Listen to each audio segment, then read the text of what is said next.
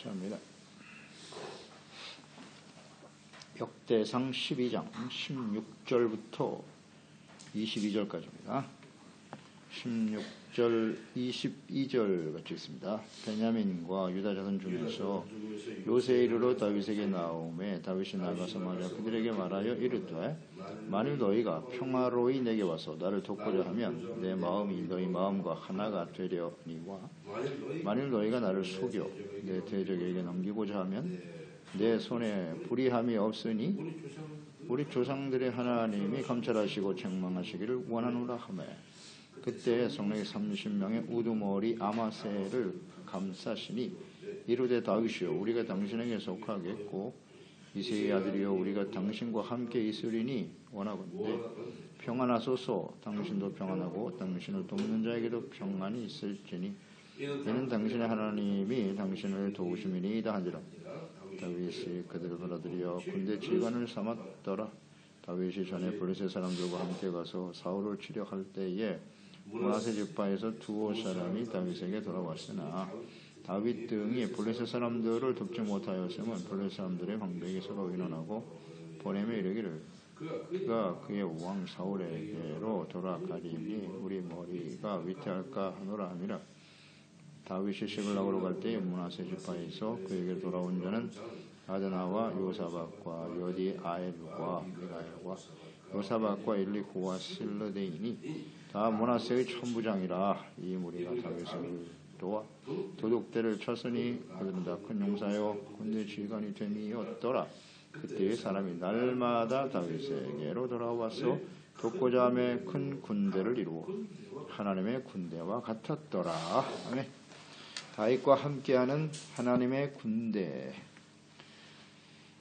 다윗이 사울에게 쫓겨서 환난을 당할 때 그를 돕기 위해서 찾아온, 왕이 되기 전에 찾아온 사람들이 있었습니다. 베냐민 사람, 갓 사람들이 있었다고 그랬고요. 그러니까 베냐민 사람들은 사울 왕의 지파에 속한 사람들인데도 불구하고 육체적인 혈육의 관계를 버리고 다윗을 돕기 위해서 찾아왔다. 굉장히 중요한 결단이라 그래서요. 오직 권력의 편에 서서 자신의 안위와 유익을 추구하는 사람들이 대부분이었던 시대에 사울에게 쫓겨 광야에 숨어 살아가는 다윗을 찾아가 도운 것은 그 동기가 순수하지 않으면 어려운 일입니다. 순수하지 않으면 어려운 일이에요. 그럼 그들의 동기는 무엇일까? 목적은 무엇이었을까? 다윗이 하나님이 기름 부은 왕이고 왕이 될 사람이고 그러니까 하나님의 뜻에 초점을 맞췄다는 거예요. 이것을 우리는 잘 생각해야 합니다. 마음의 순수한 동기란 뭘까? 자기 생각이 들어가면 순수하지 않아요. 일단 하나님의 뜻, 하나님을 향한 사랑, 하나님의 나라 이런 것들이 바로 순수한 거예요. 깨끗한 마음. 마음이 청결한 자는 복이 있나니 저거 하나님 볼 것이라 하셨는데 그 깨끗한 마음이라고 하는 것은 오직 하나님, 하나님의 뜻, 하나님의 말씀, 하나님의 나라 이것이 삶의 우선순위고 삶의 동기가 되고 목적이 되는 사람들 그게 순수함이에요. 오늘 이 베냐민 사람들은 그런 사람들이라고 봐야죠. 다윗을 통해서 그가 왕이 되어 이스라엘을 하나님의 나라로 세워가는 것이 하나님의 뜻이다. 그러니까 혈육도 뛰어넘을 수 있는 것이고 그렇지 않겠습니까? 이런 이해관계를 가지고 다윗을 따라왔다면 이런 행동은 할 수 없을 것입니다. 다윗과 함께한다는 건 고난을 받는 것인데요. 목숨을 걸어야 돼요. 사울이 끊임없이 절대 권력을 가진 사울이 다윗을 죽이려고 했기 때문이죠. 다윗과 고난에 동참한 자들이다. 오늘 본문 말씀 보니까 다윗을 돕기 위해 찾아온 사람들에 대해서 다윗은 의혹을 가지고 있었어요. 이 사람들이 진심이냐? 쉽지 않은 결단일 텐데 이게 진심인가를 묻습니다. 17절에 다윗이 나아가서 맞아 그들에게 말하여 이르되 만일 너희가 평화로이 내게 와서 나를 돕고자 하면 내 마음이 너희 마음과 하나가 되려니와 만일 너희가 나를 속여 내 대적에게 넘기고자 하면 내 손에 불의함이 없으니, 이게 중요하네요. 우리 조상들의 하나님이 감찰하시고 책망하시기를 원하노라 하매, 이런 말씀을 했네요. 사울에 속한 베냐민 지파 사람들이었기 때문에 더욱 의욕을 가지게 되었을 것입니다. 너희들이 평화로이 내게 와서 나를 돕고자 한다면 내 마음과 너희 마음이 하나가 된다. 평화. 다시 말하면 화평을 위해서 찾아왔느냐라는 질문입니다. 너희는 화평케 하는 사람이냐? 라고 묻는 것이죠. 화평케 하는. 그러니까 지금 다윗이 이런 질문을 하는 것은, 다윗이 지금 다윗을 따르는 많은 사람들이 이렇게 찾아왔는데요. 다윗은 지금 사울 왕과 전쟁을 하려고 하는 게 아니에요. 그런 의도가 전혀 없어요. 전혀 없습니다. 그래서 사울을 죽일 수 있는 기회가 여러 번 있었지만 그건 죽이지 않았어요. 그것은 누구를 죽이고 권력을 빼앗고 그런 싸움이 아니라는 겁니다. 평화로이, 화평이냐? 화평케 하기 위함이냐? 이런 거죠.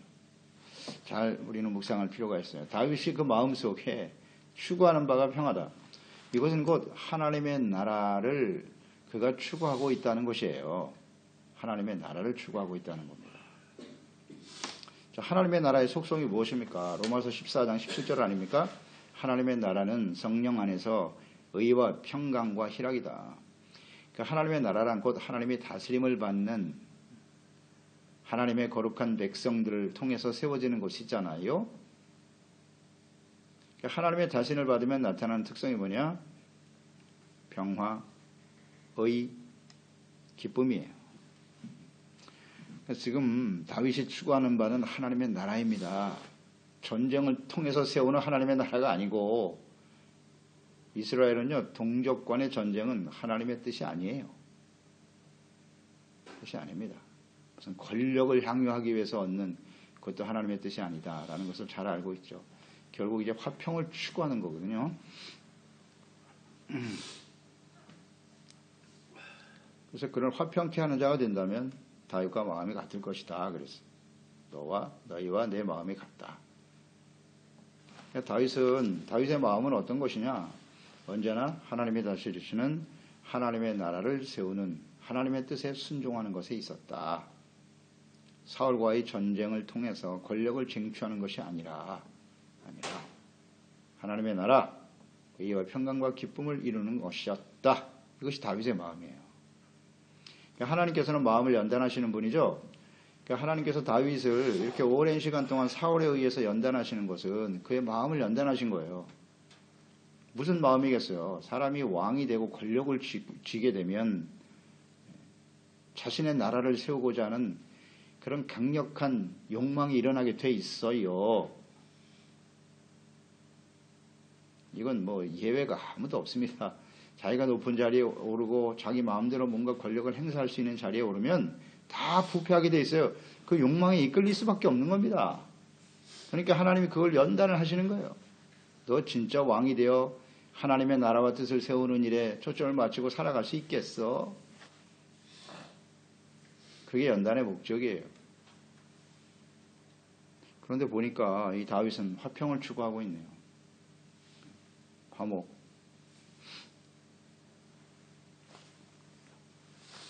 18절로 이어집니다. 그때 성령이 30명의 우두머리 아마새를 감싸시니 이르되 다윗이여 우리가 당신에게 속하겠고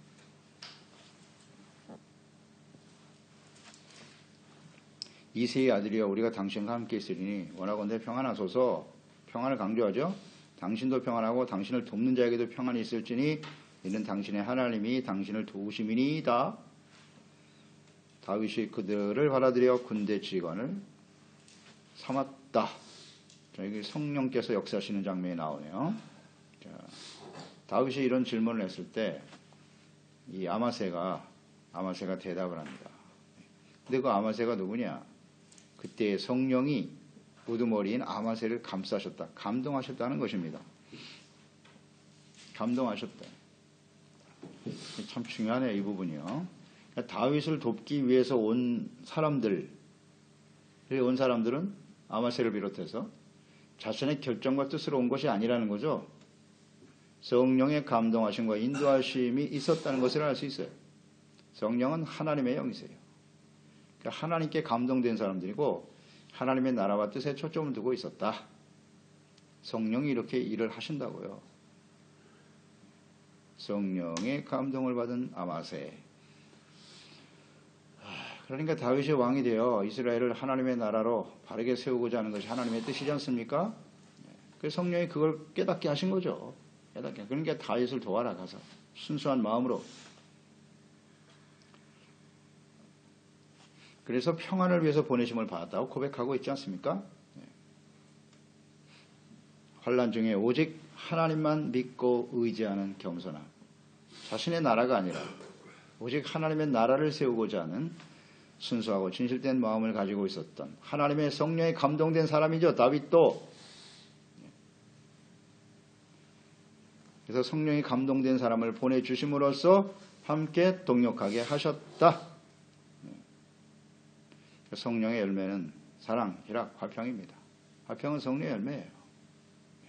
이런 걸 우리는 묵상하게 되죠. 화평, 화목.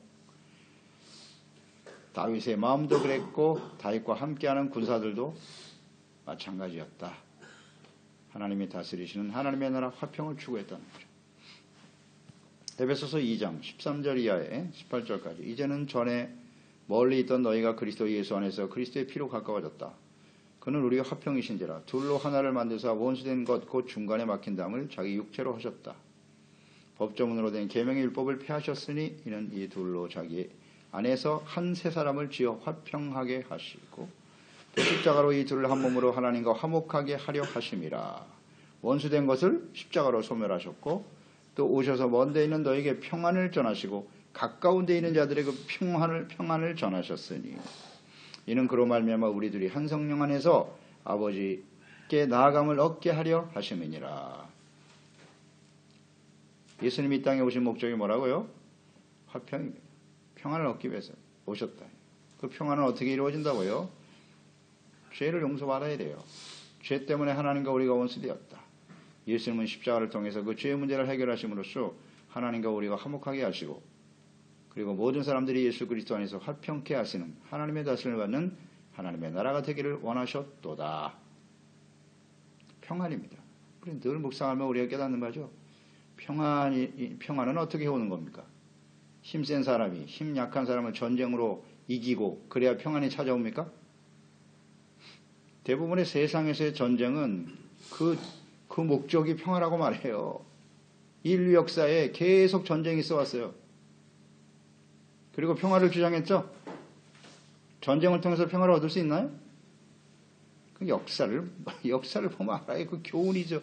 전쟁이 무슨 평화를 줍니까?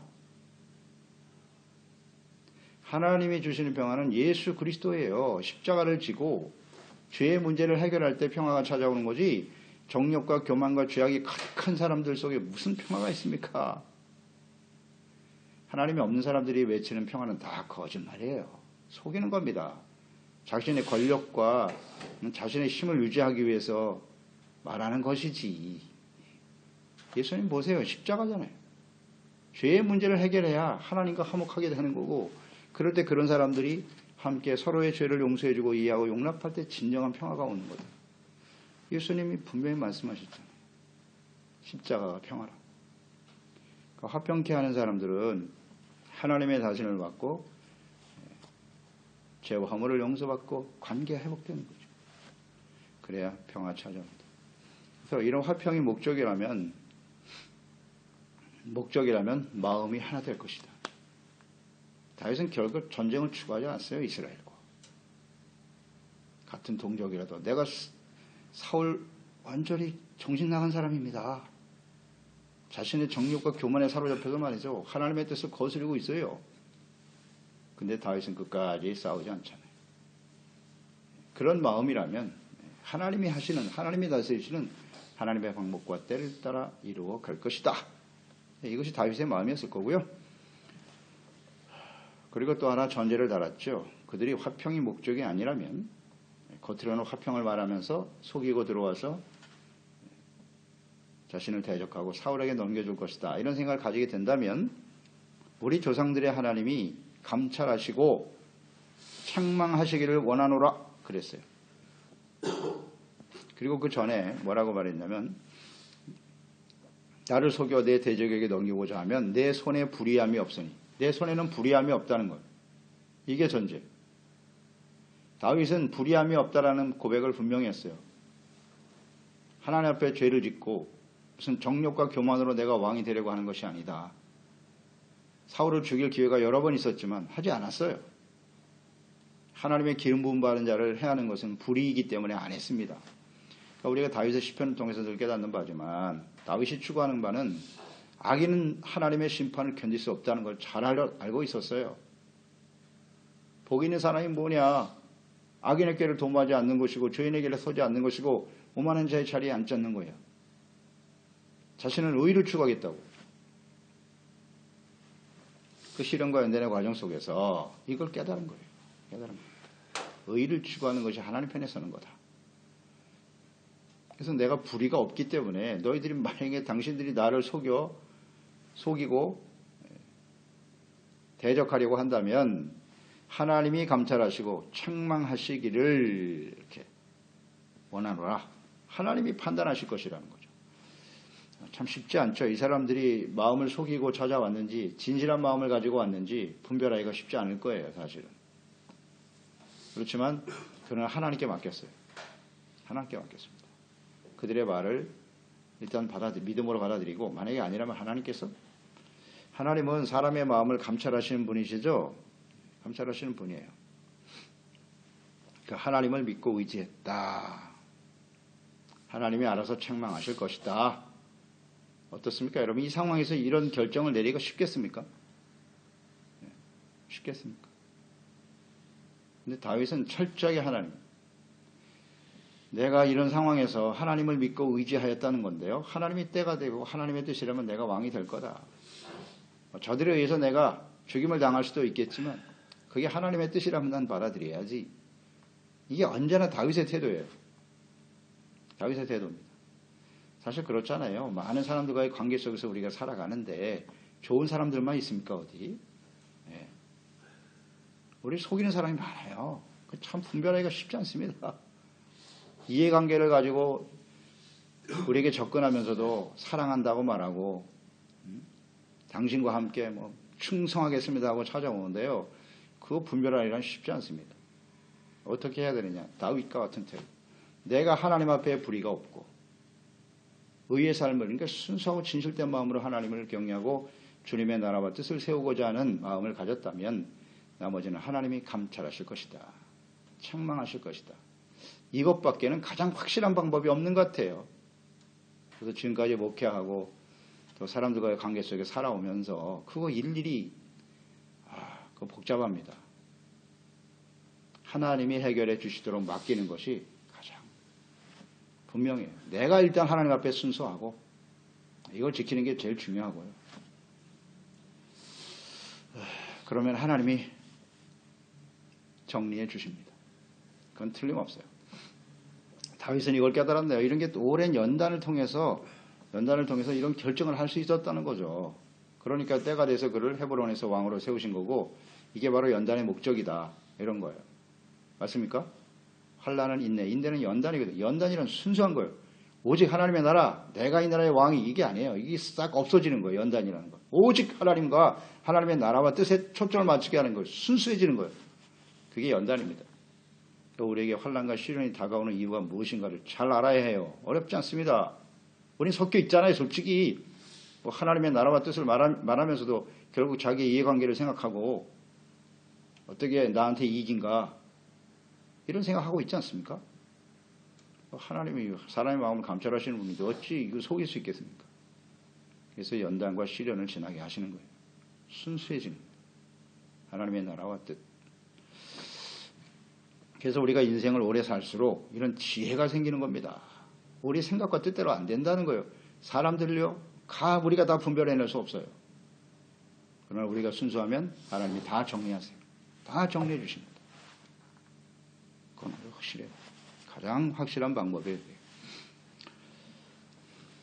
그래서 성령의 감동하심을 받아 화평을 선포한 이 아마세를 하나님의 영에 감동된 사람이죠. 다윗은 아마세만 감동된 게 아니라 다윗도 성령의 사람이에요. 또 모든 사람의 마음을 감찰하시는 하나님을 믿고 의지하는 다윗은 어떻게 했다?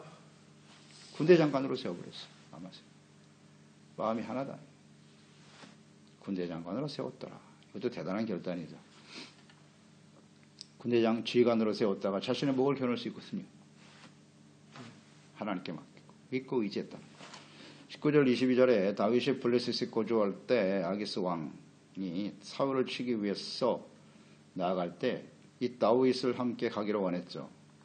다윗이 아기스 왕에게 아주 충성스러운 모습으로 최선을 다했거든요. 그런데 블레셋 방백들이 이것을 거부했습니다. 야, 다윗이 누구냐?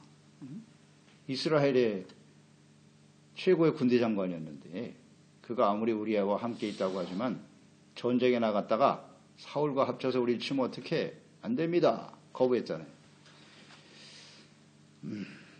그러니까 이것은 다 하나님께서 다윗이 블레셋 편에 서서 사울 즉 이스라엘과 싸우는 일을 막기 위한 하나님의 섭리이셨죠. 반대하는 것도 하나님의 뜻이었어요. 그러니까 다윗을 사랑하시고 때를 따라 도우시고 섭리하시는 하나님이셨다 하는 것을 잘 알 수 있어요. 여기서 정말 큰 실수를 할 뻔했죠. 다윗이요. 21절 22절의 결론 부분에 보면 이 무리가 다윗을 도와 도둑들을 쳤으니 그들은 다 큰 용사요 군대 지휘관이 됨이더라. 그때에 사람들이 날마다 다윗에게 돌아와서 돕고자 하며 큰 군대를 이루어 하나님의 군대와 같았다. 다윗이 환란의 시간을 지나면서 잘 연단되었을 때 순수하죠. 오직 하나님과 하나님의 나라와 뜻에 맞춰져 있었으니까 하나님께서는 이렇게 하나님의 영에 감동된 싸움에 능한 용사들을 보내주셨어요. 날마다 보내셨다 그랬고요. 다윗에게로 돌아와 돕게 하심으로써 큰 군대를 이루게 하셨다. 이게 다 하나님이 하신 일이에요. 그리고 그 군대는 곧 하나님의 군대와 같았다. 하나님의 군대란 무엇입니까? 하나님이 함께 계시고 하나님이 다스리시고 인도하시는 군대겠죠. 이렇게 하나님의 성령에 감동되어 보냄을 받아 다윗과 한 마음을 갖춰요. 하나님께서 다스리시는 하나님의 나라와 그의 뜻을 이루기 위해 모인 용사들이 곧 하나님의 군대이죠. 하나님의 군대. 하나님이 함께 하시고 이끌어 가시는 군대. 그 중심에 하나님이 계신가 그렇지 않은가의 문제겠죠. 다윗의 군대가 아니라 하나님의 군대라고요. 이게 중요해요. 다윗의 군대가 아닙니다. 그러니까 하나님의 나라와 뜻을 이루는 목적으로 하나 되어 모인 사람들, 그게 하나님의 군대죠. 사람의 뜻이 중요하지 않아요. 오직 하나님의 말씀과 성령으로 감동되어 자신의 유익과 자신의 만족과 영광을 위한 사람들이 아니라 오직 하나님의 나라와 뜻. 이게 하나님의 군대입니다. 그러니까 다윗은 자신을 왕으로 세우시는 하나님의 뜻이 무엇인가를 정확하게 알고 있었어요. 그것은 뭐냐? 이스라엘이 하나님의 다스림을 받는 하나님의 나라가 되고 하나님의 군대가 되어 대적들을 물리치고 승리하여 하나님의 나라와 영광을 나타내는 것임을 분명히 알았습니다. 여러분 우리가 민수기를 알지 않습니까? 거기에 보면 이스라엘 군대들이 이스라엘 백성들이 가나안 땅에 들어가기 전에 계수하는 장면이 나오죠. 그럴 때 20세 이상의 싸움에 나갈 수 있는 군사들의 숫자를 계수하셨죠. 거기서 우리는 무엇을 배웠습니까? 아, 이스라엘. 가나안 땅에 들어가서 잘 먹고 잘 사는 게 아니구나. 이스라엘은 곧 군대로구나. 잘 묵상했지 않습니까? 이스라엘은 군대입니다. 조직과 서열이 분명하고요. 그리고 위치도 자기의 역할, 맡은 자의 역할이 분명했어요. 그래서 군대, 왜 군대냐? 가나안 땅에 들어가서 그냥 편안하게 그 하나님의 나라를 세우는 게 아니에요. 그 악한 자들을 몰아내고 싸움에 승리함으로써 그곳에 하나님의 나라를 세우는 겁니다. 그게 하나님의 군대예요. 오늘날 교회가 하나님의 군대 맞습니까? 이제 교회에서 먹고 마시고, 교회는 유람선이 아니라고 그랬죠. 그리스도인의 삶은 먹고 마시고 그저 행복하게 살아가는 게 전부인 사람들이 아니에요. 영적인 싸움입니다. 예수님께서도 마지막 때 교회를 향해서 이기는 자가 되라고 외치고 계시지 않습니까? 하나님의 군대가 돼야 이기는 거예요. 오합지졸들이 아무리 많이 모여 소용없어요. 그 중심이 하나님이 아니고 각자 자신의 뜻이 옳다고 서로 중구난방 싸우고 다투고 어떻게 이깁니까? 그건 하나님의 군대가 아니에요. 오늘 이 다윗 보세요. 서로 다르죠. 베냐민, 사울 같은 혈육도 버리고 그들이 다윗을 돕는 이유가 뭐냐 도대체. 오직 하나님의 나라와 뜻이다. 이게 진짜 하나님의 군대예요. 그럴 때 다윗은 강성해질 수 있었다. 다윗이 만약에 이런 사람들을 자기의 부하로 자신의 나라를 세우는 사람들로 인정하고 자신을 따르게 했다면 다윗은 거기서 끝이에요. 사울처럼 됐겠죠. 중요한 교훈입니다, 여러분. 우리의 인생은 하나님의 나라, 하나님의 다스리신 하나님의 군대가 되고, 그리고 특히 교회, 우리 성도들, 개인, 가정 마찬가지 하나님의 군대라는 사실을 잊지 말아야 돼요. 끊임없이 대적과 싸워 승리해야 합니다. 승리할 때 하나님의 나라가 세워지는 거예요. 민수기에 하나님께서 부름받은 그 군대들이 일어나 가나안 정복에 승리했을 때 그곳에 하나님의 나라가 세워진 거예요. 잊지 말아야 합니다. 승리해야 하나님의 나라가 주어지는 거예요. 과연 오늘날 이 시대의 교회가 하나님의 군대인가요? 숫자만 많다고 해서 그게 큰 군대는 아니잖아요. 다윗은요, 일찌감치 이스라엘을 하나님의 군대로 보았어요. 다윗이 블레셋과 싸울 때, 블레셋 장군인 골리앗과 싸울 때 그 한 말을 우리가 기억하게 되는데요. 사무엘상 17장 36절이에요.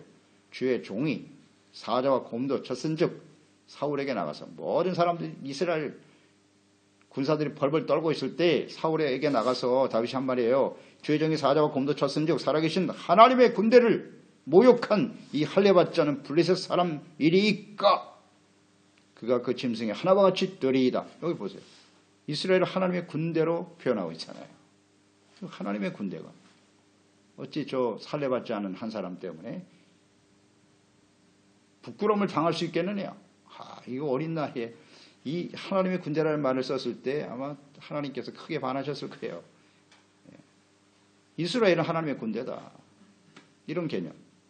이거 분명히 알고 있었어요. 그것은 곧 하나님이 함께 하시고 하나님이 다스리시는 하나님의 나라의 군대가 되어야 되고 모든 사람들이 성령으로 하나 되어 내 마음이 너와 같으리라.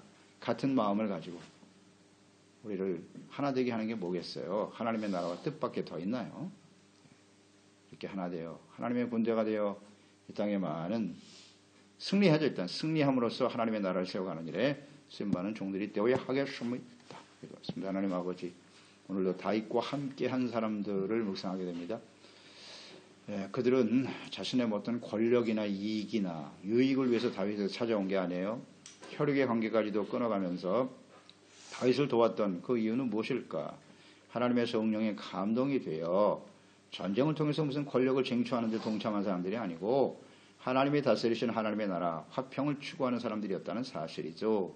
하나님이 함께 하시고 하나님이 다스리시고 하나님이 함께 계시는 이스라엘의 군대, 하나님의 군대로 세워져 가는 것, 이것이 다윗과 함께 했던, 또 다윗이 왕이 되기 이전에 계속 사람들을 보내서 돕게 하신 하나님의 뜻이다. 다윗은 아무리 많은 사람들이 모여도 다윗의 군대가 아닙니다. 자신의 군대를 세우는 게 아니라 하나님의 군대를 세우는 데 초점을 두고 있었다는 사실, 우리가 이 교훈을 잘 받아서요, 우리의 주어진 인생 동안 하나님의 나라와 뜻을 이루기 위한 순수하고 깨끗한 동기와 목적을 가지고 나아갈 수 있게 도와주시고, 우리 모든 지체와 가족들이 이와 같이 하나님의 군대에 성령에 감동된 신실한 하나님의 용사들이 다 될 수 있도록 도와주시옵소서. 예수님의 이름으로 기도드리옵나이다.